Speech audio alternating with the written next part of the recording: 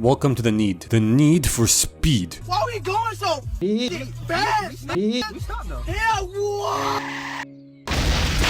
Now, since this movie has a bunch of characters and starts with a dude narrating some backstory about them characters, I'm gonna whip out the board of many explanations to get through them as fast as possible. First, Jesse Pinkman, who plays Toby something or other. He's the main good guy of this movie, and he used to be a young racing phenom, showed a lot of promise and stuff, but then he sort of fell off and faded into obscurity due to lack of funding, I'm pretty sure, aka he's a poor fuck. Now he works on cars, modifying them, restoring them and such, and his dead dad's workshop, struggling to make payments on loans and stuff like that. Because again, homie be flirting with that poverty line. Not exactly under it, but like grinding on it, you know what I mean? Next, Dino, the main bad guy of the movie. Similar to Jesse, he started racing when he was young and shit, but only difference being he was literally Lance Stroll and made his way up the racing ladder using daddy's cash, where I'm fairly sure that he was painfully mediocre when he got to IndyCar, because he retired from that, discovered he had a micro penis and opened up an exotic car dealership. Next, 50 Shades of Grey bitch. Her only significance in this movie is that I'm pretty sure she used to date Jesse, but now she's dating Dino. And she's a sister of a guy in Jesse's very loyal crew / team or whatever. Next person is Monarch, an old rich guy that can't race himself anymore because his heart is a bit fucky, and he likes to host this super secret, very hush invite only illegal street race every once in a while that is called a De Leon, and whoever wins this De Leon gets to keep all the cars, which are typically very expensive. And Monarch live streams this race. He also just live streams in general, talking about cars and anything related to them, I guess, chatting the shit, sort of like the top 10 of guys with their cream podcast. What's up, boys? He also takes in live calls and is sort of Howard Sterny with it. Now let's quickly run by all of Tobias's mechanics / crew members, what have you. These two are not really that important. They're like his ground crew or support team when he's out racing. One of them is weird and looks like a pug, and the other is nonchalant with weird facial hair. The next two are significantly more importante because Black Guy, aka Maverick, can fly planes and provides air support for Toby, you know, looking out for cops, obstacles, and watching out for traffic, which I'm pretty sure Google Maps can do just as good as him, if not better, but whatever. And this guy, Jonas Brother looking ass, his name's Pete, and he's quite significant because he is the brother of 50 Shades of Gay bitch, and he dies for the plot. That's pretty much all you need to know about the characters for now, but also, fair warning, I'm a little bit of a car nerd, so I might get a bit too detailed with my nitpicks. And if you don't like that, you can go deep throat a cactus. Now let's begin with the movie that starts with Toby's boys working on a car. Pugboy and Beard Guy are changing the compression and rebound, I believe, on some suspension, with Pugboy saying this. Give me 4 clicks of compression.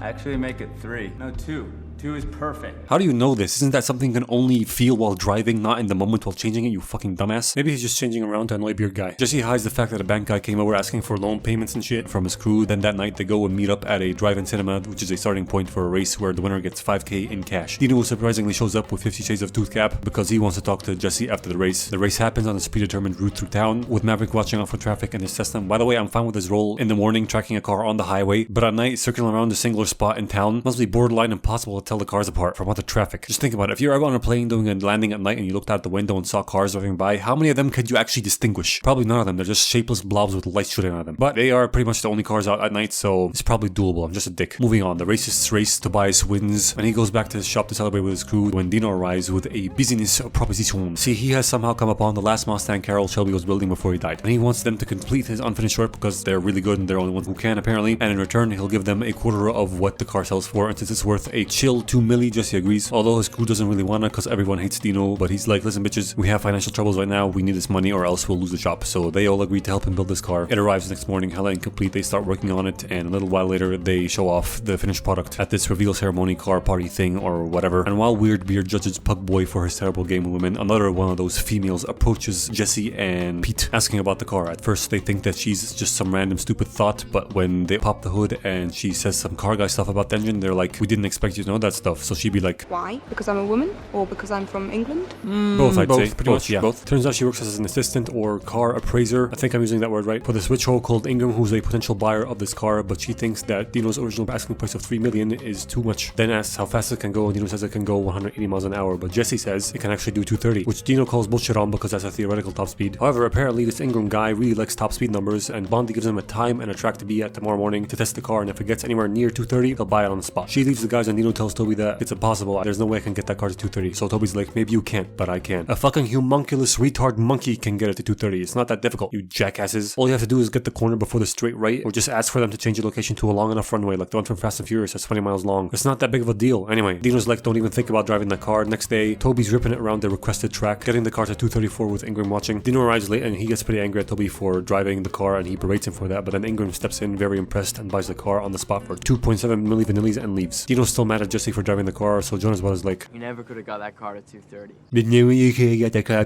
a fucking rock laying on the gas pedal could have done that, you cringe ass fat. Shut the fuck up. Also, this truck and trailer went from being just off the track on this escape road or other unused turn to being really far up it, then magically teleports to its original location in the next one. Whatever though. Nick Jonas calls Dino's driving ass and claims that Jesse's driving is better, so Dino's like, no he's not, yes he is, nah. So he suggests that they have a race to settle this once and for all, and whoever wins this race gets the whole 2.7 million profit of the Mustang sale. Toby agrees to this race and Dino takes him over to his rich uncle's house where he has 3 stock identical except for the color Koenigsegg Agera hard R's that haven't even been registered in the US yet because they're illegal to drive here, and they will use these cars for this race, and whoever crosses this predetermined bridge first wins. Cringe ass Jonas brother has pushed Dino's buttons far enough to the extent that he wants to beat him as well, so he allows him to join in this race. They take off racing on the highway, causing a bunch of crashes while avoiding crashing themselves. Toby does some dangerous driving through oncoming traffic. Eventually he gets in front with Jonas fat right behind him and Dino in dead last, who's so frustrated by the teenage heartthrob that he hits him up the back, spins him around, and what's really annoying is that we see him do 2 full 360s, then go to the side of Dino, then right after the movie's like, nah, actually he only did a 90-degree turn to the left, got flipped over by Dino, crashes and catches fire. Then why the fuck did he choose the 2 360s then? Also, another frustrating thing, especially for car nerds, is that throughout the whole race we see them on multiple occasions locking up all 4 wheels, which is something that is impossible in an unmodified hypercar like this, because they all have ABS and no hydraulic handbrakes. Not even a normal handbrake. That's all electronic bullshit nowadays. Anyway, nerdy rant over. Jonas Bro's on fire, flipping around like crazy, finally falls off the bridge. Josobi sees this in the mirrors and immediately hits the brakes, turns around to go for him. He goes down and sees the car engulfed in flames. Jesse Pinkman just can't catch a break because Jonas brother is killed. Dino runs away and hides the car. The cops arrest Toby and blame him for the whole thing. He tries to explain to them that Dino was there and he's the one that killed Pete, saying this. Dino was right behind him. He tapped his back bumper. How do you know this detail, bitch? You only saw him flipping off the bridge. You didn't see Dino hit him. Doesn't matter. Cops don't believe him because they can't find the third car. Also, Dino probably paid someone off or faked an alibi or whatever, so he gets off scot-free while Toby goes to prison. His workshop gets repossessed by the bank. Then 2 years later, he gets out. Maverick picks him up from jail and they go over to his old shop, break in, and wait for the Mustang to arrive. Because as soon as he got out of jail, he called Ingram asking to borrow his car to use it to win the De Leon race so he can get back at Dino or avenge Pete, get enough money to get his shop back. I don't fucking know. I don't understand the reasoning behind this. It's probably all of the above, but anyway, in exchange for letting him borrow his car, he's gonna give him half of the cars he wins. There are a few problems though. First, they don't know where the race is exactly. It's invite only and it's in less than 2 days. All they know is that it's in California and there's a drivers meeting the night before. Next problem is Julie, aka the blonde hoe, is coming with Toby because Ingram doesn't want to leave the car alone with him. And they decide to fix both these problems the same way by driving like a reckless lunatic, doing lots of crazy stunts that will hopefully scare Julie enough to leave the car and attract Monarch's attention enough to send them an invite to the De Leon. They set off on this cannonball one, and on the way they go to get Pugboy because he moved on from them and got a normal corporate job. On the way, Toby does some of that aforementioned reckless driving with the help of Maverick's eye in the sky. So Julie mutes Maverick's call and tells Toby that they're not gonna get rid of her that easily. Who the fuck has a dedicated mute app on their infotainment system? I get having the option next to the volume controls or something, but a whole ass app? Whatever, it's a modified car in a fucking Need for Speed movie. They can put whatever they want. Why am I complaining? Later, Julie overhears a phone call betwixt Toby and Captain Weirdbeard, who's also on his way to get Pugboy with him. They talk about Pete and how much they miss him, what happened that day at the bridge, and why they're doing this, blah blah blah blah blah. She understands why they're doing this for Pete. Meanwhile, we see that Dino's having a meeting with an investor or some shit. I don't really understand this business deal that much. All I know is that this guy's gonna give Dino $5 million to invest in his failing car dealership if he wins the De Leon. The details here aren't really that important. It's just another excuse to add stakes to Dino for the plot and whatever. You get it. Now back to Toby and his cannonball run. He makes it over to Pugboy's work along with Weirdbeard, who tells Pugboy to take a break from his corporate slavery for a second and go to the window, where he watches Toby taunt a cop and drift away from him, do some hooligan shit and start a chase. Weirdbeard tells him that the car is leaning too much in the turns, the setup is all wrong and they need him to fix it so that he can win the De Leon. Pugboy is in, immediately gets a raging boner, takes off all his clothes and quits his job right away to go down and rejoin the team. Toby is trying to lose the cops with the help of Maverick, who's now in a news helicopter that he borrowed from a friend. He's like my new wheels? Bitchin', right? New wings would have been the more correcter thing to say here, but whatever. Toby keeps trying to lose the cops. Maverick gets preoccupied by looking at some ayas and almost crashes into a bridge that was hella far away in this shot, but whatever. Then tells Toby he wants him to do a 2-lane grasshopper in order to lose the cops, aka jump over 2 lanes of traffic. He instructs him to aim for the trees off this little hilly ramp part and go for it. The car takes flight and he escapes the cops. They can't follow him over that. And not only was that technically a 3-lane grasshopper, but the car should have been completely destroyed from the front end and undrivable after that, but whatever. Maverick lands. Both him and Toby were filming all this. They upload it and send it to Monarch. Maverick hops in his Cessna while Toby uses a bunch of stupid code words he doesn't really need to use with Weirdbeard and Pugboy basically saying he needs to refuel while driving because they don't have time to stop. Also, they'll take a different route after that because the cops are probably waiting for him on the highway. So the support truck pulls alongside. Pugboy gets out to refuel. Julie helps him open the filler flap and slide his cock in,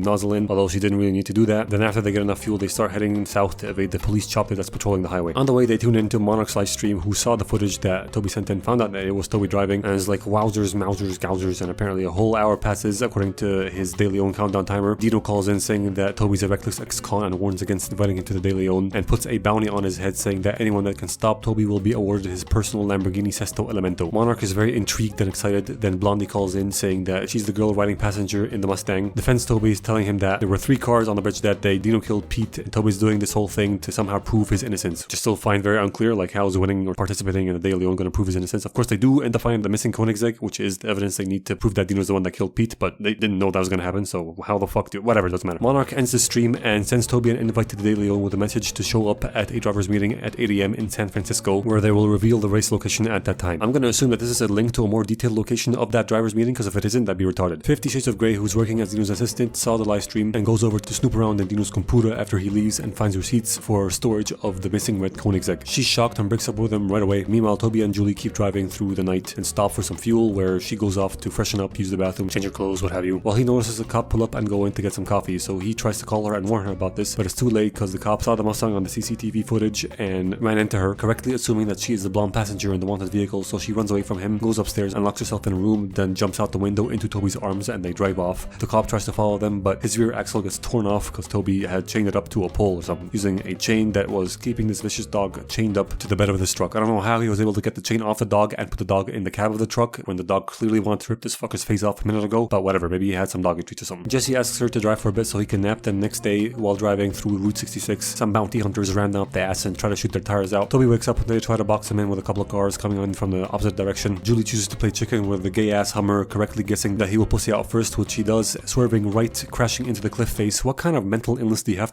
to choose crashing into a fucking wall over braking and following the car to your left? Whatever. The bad guys try the same thing again with a couple cement trucks. This time Toby helps her do a handbrake turn into a dirt road. To evade them, he tries to contact his team for help while going up this cliff. Then out of nowhere, Maverick shows up with a cargo bob he borrowed from his army base, hovers over them with some chains they hook up. I can only imagine how difficult this is to do. It must be a nightmare. Still more believable than any Fast and Furious movie though, so who cares. They drive off this cliff and get whisked away by Maverick and his chopper, then dropped off in the Bonneville Salt Flats where their ground team is waiting for them. Some jets do a flyby and escort Maverick back to base and arrest him for taking one of their choppers for a joyride. Then the blue-eyed couple continue their journey to California. They arrive at the driver's meeting 23 minutes late, so he rushes in and runs into Dino. He's like, "You killed Nick Jonas. I was never there, remember? Fuck you, SA." Leaves him and has the meeting, I guess, and gets the location for the race and the start time. Then riders are driving off to go rest in a different hotel. One of Dino's men T-bones them in a big truck hard enough for them to flip multiple times, and I don't really believe he was going fast enough to achieve that, because if he was, he'd literally be catching airtime off those really ramp-like steep San Fran biscuit roads. But that's just speculation, estimation, brain ejaculation, so what do I know, whatever. Toby tells his ground crew that they got hit, so they come over to get him and a very wounded Julie before the cops come. They take her over to a hospital while Jesse calls 50 Shades of Dumbass for help. They meet up and she tells him that she broke up with Dino because she finally found out the truth about her brother. Even shows him the ring, apparently they were engaged. Then he asks her for help because he needs a car for the race tomorrow, so she gives him the location of the red Koenigsegg. He goes to get it out of storage with Weird Beard, both wondering why that dumbass didn't destroy it, which is a very fair point. Good job, guys. I assume they changed the battery, do the bare minimum maintenance or checkups on that car because it was sitting for 2 years. Then Toby drives it off and goes to check on Julie. She's awake, just a bit bashed up. He tells her that he got on the car for tomorrow. She's like, "Do I want to know where you found this car?" And he's like, "No, you don't." Why the fuck not? This is literally the best news of the movie, you Doesn't matter. They kiss because why not? Next day, Toby shows up at the race right before it starts, goes over to Dino's car like, "You like my new ride, bitch?" and throws his engagement ring at him that lines up for the store. Julie gets a laptop and Maverick somehow was able to get a hold of an iPad in military prison. He just asked for it. What the fuck? Is it normal to get one that easy in there? Doesn't matter. Now everybody can tune into the De Leon live stream that Monarch will commentate over in surprisingly high detail. The race starts with Dino in second and Toby in bumfuck last, slowly and steadily working his way up the order on these picturesque roads. They all quickly gain a 5-star wanted level. Wait, there's a need for speed. A high heat level. The cops are immediately on their ass. They fucking throw everything on the kitchen sink at them to stop them. With every attempt, they take out one car and themselves as well, in more and more extreme fashion until the Bugatti in the lead gets taken out. Dino takes evasive action and drops down to plumb last, with 3 cars remaining, including him. Toby's in first. They get onto this road where they can really open up the cars and evade the cops. Then Dino, being the dirty driver that he is, crashes the McLaren P1 between him and Toby out, almost taking himself out in the process. Then Toby plays some mind games with him, first letting him pass so he doesn't do his signature move of fucking hitting him up the rear, then comes up alongside knowing he'll try to ram him off the road, and breaks just in time when Dino tries that, and ends up running himself off the road, flipping over and ending his race. Now obviously, being the dorky car nerd that I am, I have a few things to say here, so brace your anus. First, the scratches on the Koenigsegg's bumper keep slowly disappearing over the course of the race. How the fuck is that possible? Second, all these exotic cars seem to be a bit too cramped in my opinion on the inside, and I think I know why that is. See, they didn't want to use CGI for the stunts in this movie because they want to keep it cooler and realer, which I actually greatly appreciate. However, to achieve that without crashing cars worth over $1 million bones a pop, they made cheaper replicas and crashed those instead. And those replicas, for whatever reason, end up being really cramped on the inside, maybe due to building constraints or something, I don't know. Which is sad because the internet exists, and thanks to rich people who like to flex their wealth online and car wow, we can see that the real versions of these cars actually have way more space inside. Third, there's a point in the race where they're all on a straight bit of road, accelerating for a good few seconds, and we cut to Dino the taint-licking super torpedo, downshifting. What the fuck? I'm really trying to think of a reason why he would be doing that. Maybe he was in too high of a gear from the beginning of this straight, but that's impossible because then he wouldn't be able to accelerate as fast and he'd be falling back. Which means that this retard fucking money shifted the Lamborghini. Although I'm pretty sure the cars ECU wouldn't let him do that. Also, why does this so-called racing driver have his hands on the top of the steering wheel, not on the sides? I keep seeing him take his hands off the wheel and drop it down to the side to use the flappy pedals to shift, and it's fucking infuriating. And finally, fourth, how is Monarch describing everything in such detail when all he has to look at is GPS data from all the cars? Does he also have live footage from each car? And what doesn't this dickhead share on his live stream as well? Whatever. Toby is the last man left, and therefore the de facto winner. All he has to do is cross the finish line by this lighthouse, but instead he stops and heads back to drag Dino out of the burning wreckage and save his life because he's a good guy, and gives him a good old whack in the face because he's also a very mad guy. Then drives off to that lighthouse where I'm pretty sure Monarch is. Dino gets arrested and put away for a long time with this new evidence that just came out, and even though Toby's innocent of that crime, he does get thrown into the clink as well for a few months himself for illegal straight racing, and after those few months are over, he gets picked up by Julie in a brand new Mustang and they make their way over to Maverick, who's about to get released as well. By the way, where's the jail he just got out of in this shot? It should be just on the right. Doesn't matter. This movie gets 17 speedboats out of 32 tractors.